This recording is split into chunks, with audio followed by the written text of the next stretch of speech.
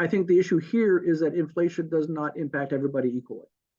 Um, and the local economies or counties, et cetera, that thrive the best, and by that I mean the deepest, I don't mean just only the rich people doing really, really well, have a range of people, right? You've got, some rich people on top to buy the high end stuff. You've got, a bunch of mid-level salaried type people, or mid-level, good, solid, working class, well-paid, high-skilled jobs, and you've got the lower skilled. You've got, people doing kind of the grunt work at the bottom. You have to have a huge mix, a nice mix of all those people that they can all do their thing.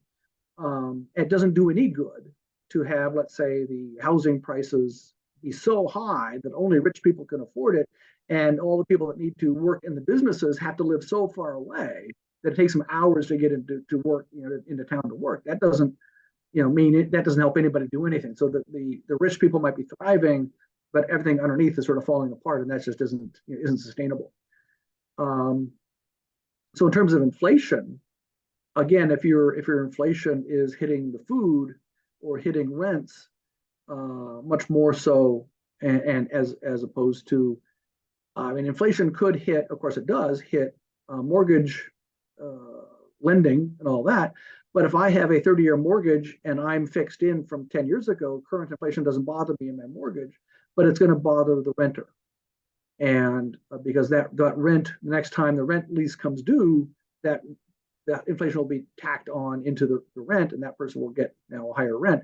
If their wages aren't keeping up, now they're all of a sudden hurting, right? And so in terms of a vibrant community, if you start to have some subset of that community really being hammered, either by food or rent or other necessities, then the ability to have a thriving community is reduced.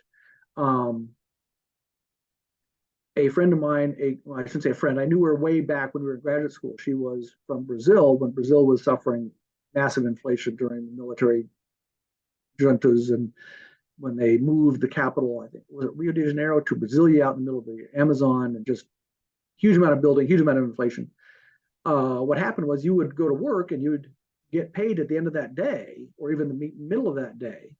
And then you would leave work and immediately go spend that money, because by tomorrow it was worth noticeably less, and which meant that stuff wasn't being produced, right? So if people are not building what they need to be building or producing what they need to be producing, then the source of income dries up.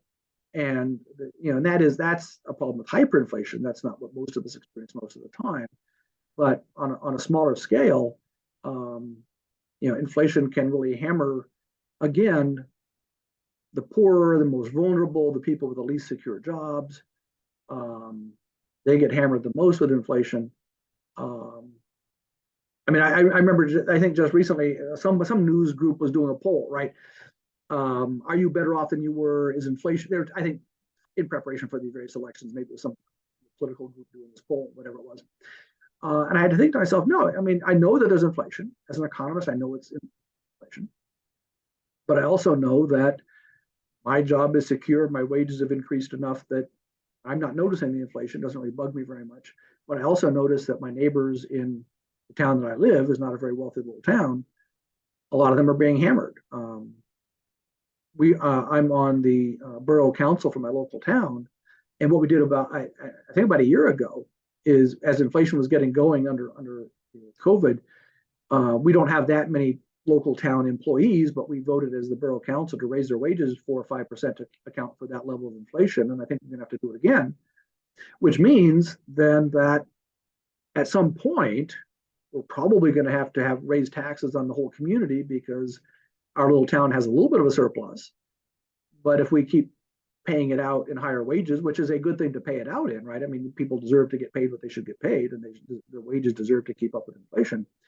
At some point, our surplus is going to be gone, and now we got to raise taxes on everybody in town. And that's, again, that's the issue of inflation in community.